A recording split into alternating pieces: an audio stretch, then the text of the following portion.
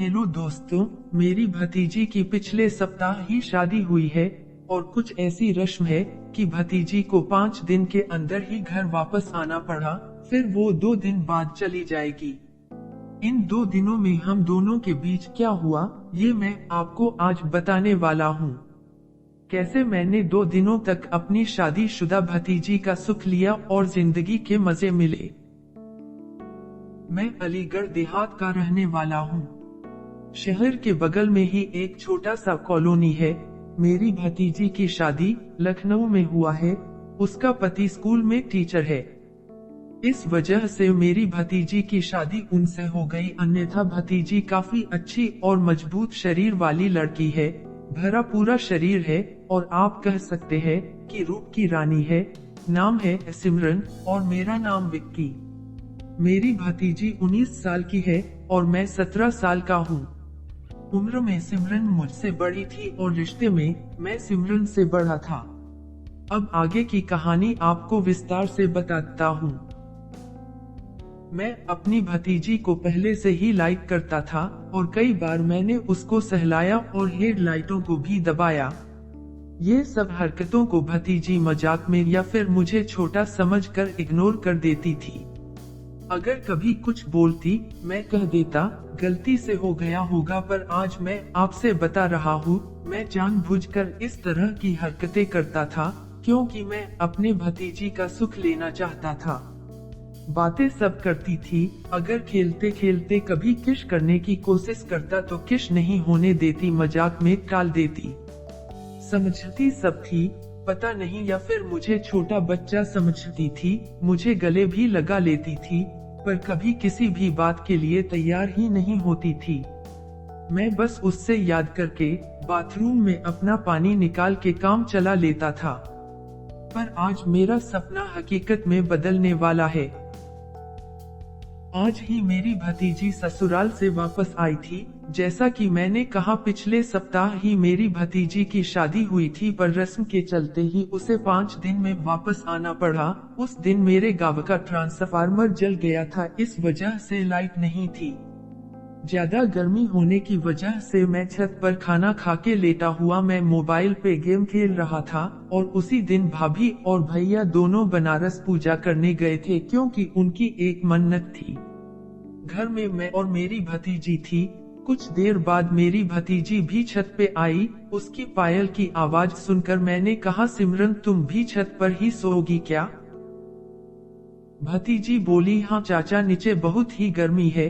सिमरन कभी तो नाम लेकर बोलती है, कभी चाचा कहती है। आज भतीजी काफी अच्छा डिओड्रेंट लगाई हुई थी और उसका चेहरा काफी खिला खिला लग रहा था, जैसे नई नवेली दुल्हन का लगता है। लाल सूट में काफी सुंदर लग रही थी। वो आकर मेरी चटाई पर ही बैठ गई। फिर मैंने पूछा, सिमरन क्या हाल है, कैसे लगे दामाद जी और आपका ससुराल? सुना है काफी पैसे वाले हैं, घर में किसी चीज की कमी नहीं है। वो चुप हो गई। मैंने पूछा, क्या बात है सिमरन, तू कुछ बोल क्यों नहीं रही हो, सब ठीक ठाक है ना? भतीजी सिसकने लगी। मैं लेटा था, उठकर बैठ गया। भतीजी रोने लगी और मैंने उसका हाथ पकड़ लिया।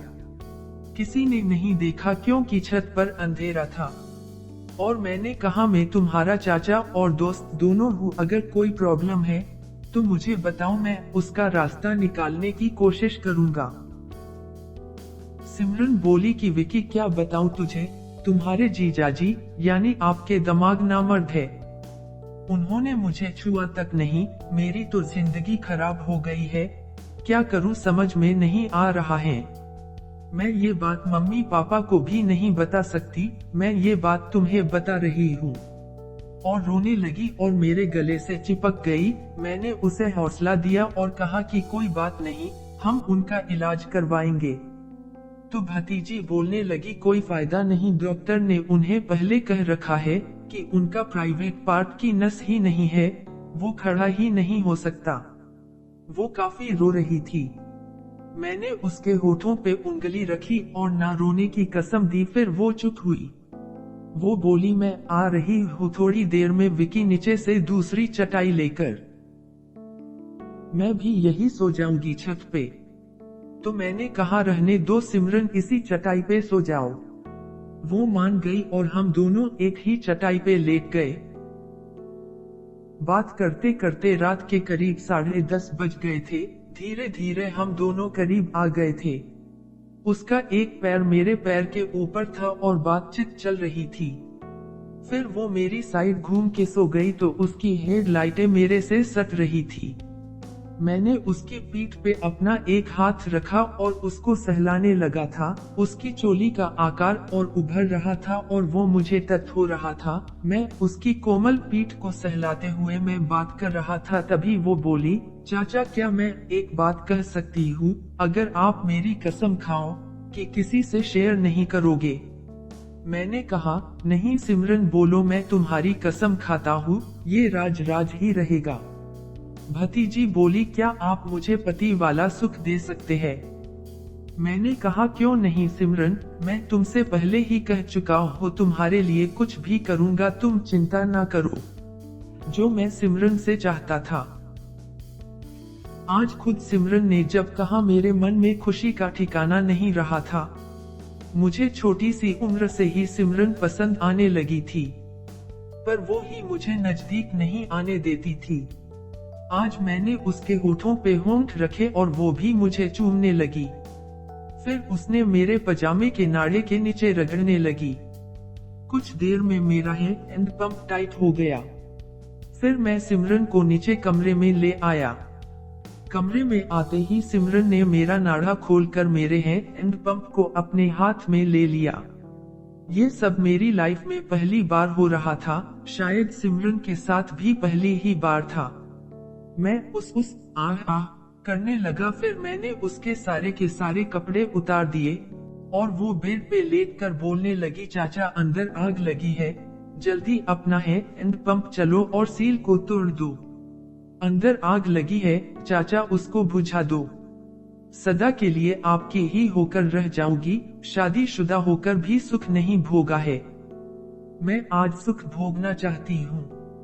और वो मुझे कस के पकड़ ली और बोलने लगी, जो सोचना है बाद में सोचना, अभी हैंड पंप चलाओ, मुझसे नहीं रुका जा रहा है। मैंने उसकी हेडलाइटों को सहलाया और गुफा पे टच करता वो कामुक होने लगी। मुझे उसके कांख पे लगे डिओड्रेंट की खुशबू मदहोश कर रही थी। मैं थोड़ा दूर जाकर खड़ा हो गया और वो बिन पानी मछली की तरह झटप रही थी। मैं जो कई सालों पहले करना चाहता था, आज वो सब मेरी आंखों के सामने बिस्तर पे खुला पड़ा था। सिमरन आंखें बंद करे करे बोलने लगी, चाचा कहाँ पे हो, मेरी आग ठंडी करो। फिर मैं उसके पास जाकर लेट गया और वो फटाक से मेरे ऊपर आ गई। उसने मेरे हाथ जोर से दबा लिए और फिर सब अपने आप होता चला गया। न जाने कब हैंड पंप अपने आप गुफा में घुसा था। आधे घंटे बाद हमने सुख भोग लिया था। फिर न जाने सिमरन क्यों शर्माने लगी और अपने कपड़े उठाकर नीची गर्दन करके जाने लगी। मैंने बोला, सिमरन क्या हुआ, इसे क्यों शर्मा के जा रही हो? वो कुछ नहीं बोली। मैं भागकर उसके आगे खड़ा हो गया। अभी भी उसकी गर्दन नीचे ही थी और फिर मैंने अपने हाथ से उसके फेस को ऊपर किया तो तब भी सिमरन ने आंखें बंद रखी। उसके चेहरे को देखकर मुझे लगा उसको कुछ शर्मिंदगी महसूस हो रही है। मैंने उसको किस किया, फिर उसने अपनी आंखें खोली और मुझे देखा। मैंने कहा, सिमरन प्यार रिश्तों को नहीं देखता, और वो मुझसे लिपट गई। मैंने उसको गोद में उठाकर फिर से बेड पे ले गया और रात भर दोनों सुख लेते रहे। सुबह जब भैया भाभी वापस आए तब मैं अपने कमरे में भागा। सिमरन ने गेट खोला और भैया बोले, बेटा तेरे चाचा कहाँ है? वो अपने कमरे में होंगे, सिमरन ने कहा। भैया ने जोर से आवाज लगाई, विकी जल्दी से बाहर आ, और मैं सोने की एक्टिंग करते हुए बाहर आया। हाँ भैया, मैंने कहा। तभी भाभी बोली, विकी जल्दी से तैयार हो जा, तुझे सिमरन को छोड़ने बस स्टैंड तक जाना है। सिमरन को आज ही वापस अपने ससुराल जाना है। ये सुनते ही मैं और सिमरन एक दूसरे को देखने लगे। थोड़ी देर में मैं तैयार होकर ड्राइंग रूम में आकर बैठा भैया भाभी के साथ। सिमरन अपने कमरे से बाहर आकर बोली, चाचा जरा सूटकेस उतारने में मेरी मदद करना। मैं सिमरन के कमरे में गया। जाते ही सिमरन ने मुझे गेट के पीछे ले जाकर किस किया और फिर बोली, चाचा मुझे वहां मिलने जरूर आओगे न? 5-7 दिन बाद ही कोई बहाना बनाकर जरूर आऊंगा, मैंने कहा। और फिर मैं और भाभी उससे बस स्टैंड छोड़ आए। वो अपने ससुराल चली गई। कुछ दिन बाद उसके यहाँ जाने वाला हूँ, फिर वहाँ पे जो सुख भोगूंगा उसकी कहानी आपके साथ जरूर शेयर करूंगा।